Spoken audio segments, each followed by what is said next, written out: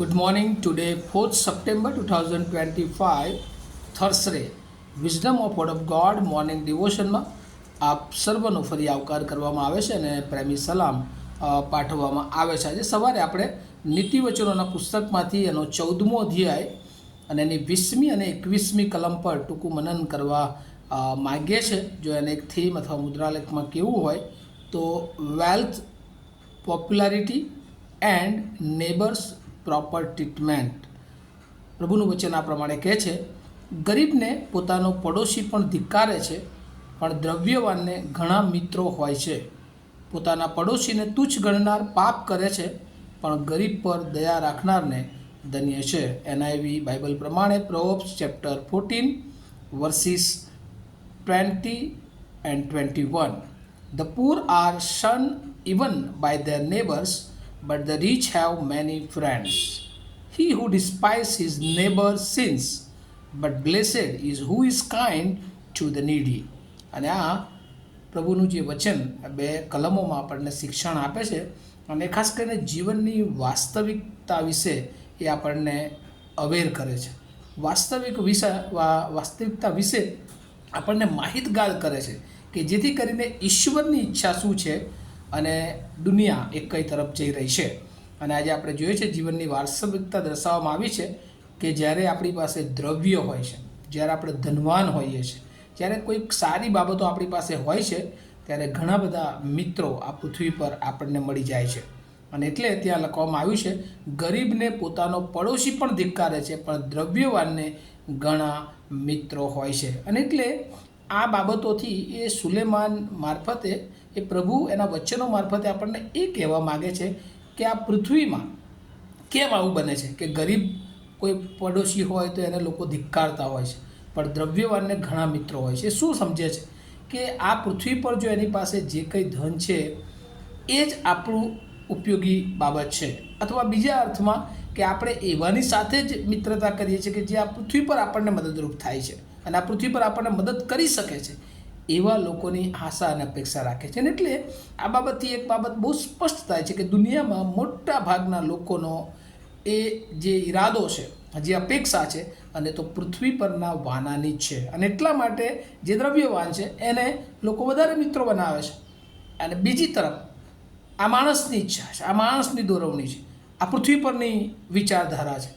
પણ ઈશ્વરને કઈ બાબતો ગમે છે અને ઈશ્વર શું કહેવા માગે છે એ બીજી કલમ, પોતાના પડોશીને તુચ્છ ગણનાર પાપ કરે છે. એ ધનવાન છે પડોશી, એ ગરીબ છે, પણ જો એને આપણે તુચ્છકારીએ છીએ, એના પ્રત્યે આપણે અણગમો રાખીએ છીએ, એને આપણે ધિક્કારીએ છીએ, તો બાઇબલ કહે છે કે એ પણ એક પ્રકારનું પાપ આપણે કરીએ છીએ. કારણ કે પ્રભુ ઈસુ ખ્રિસ્ત આ પૃથ્વી પર આવ્યા અને કોઈનો નાશ ના થાય એવી એમની ઈચ્છા હતી. અને આપણે જોઈએ છીએ ઘણા બધા વચનોમાં કે પ્રભુ ઈસુ ખ્રિસ્ત એ પ્રમાણે જાણે કે વાત કહે છે કે જે કોઈ ગરીબ છે, જે કોઈ ભૂખ્યો છે, જે તકલીફમાં છે, એને તમે મદદ કરી તો મને મદદ કરી છે, મને તમે જોયો છે. એ બાબત એ સૂચન આપે છે. અને શું સૂચન આપે છે કે ઈશ્વરનો પ્રેમ દરેક માટે સરખો છે. પ્રથમની મંડળી તરફ જો આપણે દૃષ્ટિપાત કરીએ તો ત્યાં જે લોકો ધનવાન હતા, જે લોકોની પાસે ઘણું બધું હતું, એ જે લોકોને જરૂરિયાતમંદ લોકો હતા એને વહેંચી આપતા હતા. અને એટલે પ્રભુમાં બધા જ સરખા. અને એટલે કોઈ ગરીબ નહીં, કોઈ દ્રવ્યવાન નહીં, પણ પ્રભુની દ્રષ્ટિ એવી છે કે જો કોઈ ગરીબ છે, જો કોઈકની પાસે નથી, તો એને બીજાએ જેની પાસે છે એને મદદ કરવાની. અને એટલે ત્યાં લખવામાં આવ્યું છે, પણ ગરીબ ઉપર દયા રાખનારને ધન્ય છે.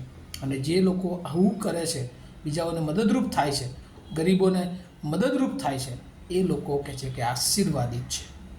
પણ આજે આપણે દુનિયામાં જુદી પરિસ્થિતિ જોઈએ છે. દ્રવ્યવાન છે તો એની પાસે ટોળું હોય છે, પણ જે લોકો ગરીબ છે એને કોઈ પૂછતું પણ નથી. અને આવી પરિસ્થિતિમાં પ્રભુ તમારી અને મારી પાસે શું અપેક્ષા રાખે છે કે આપણે હંમેશા ઈશ્વરના બાળકો તરીકે જેની પાસે નથી અને આપણી પાસે છે તો આપણે એને મદદ કરવું જોઈએ. આ મંડળીનો કોન્સેપ્ટ છે.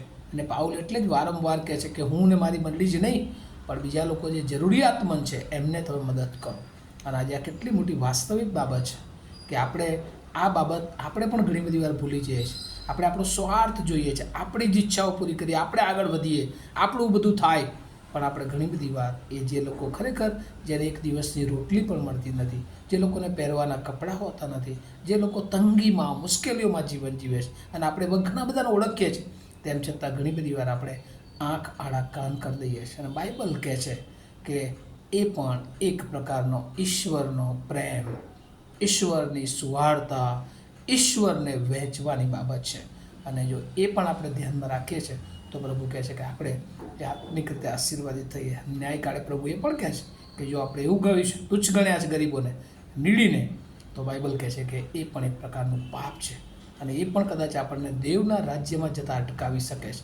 અને એટલે વાલાઓ, આજથી એક નિર્ણય સાથે અત્યાર સુધી જો આપણે મદદરૂપ થયા છે, પ્રભુનો આભાર માનીએ છીએ, પણ કોઈક રીતે આ પ્રભુની ઈચ્છાને આપણે ચૂકી ગયા છે, તો આપણી પાસે જે કંઈ છે એમાંથી હંમેશા લોકોને મદદરૂપ થઈએ. સેવકો તરીકે આપણે પણ વિચારવાની જરૂર છે. ઘણી બધી વાર આપણે એવા લોકોની સાથે સંબંધો રાખીએ છીએ કે જેઓ દ્રવ્યવાન હોય, પણ ઘણા બધા મંડળીમાં આત્મિક લોકો એ ગરીબ પણ હોય છે, પણ એઓનું મંડળીમાં બહુ સ્થાન હોતું નથી.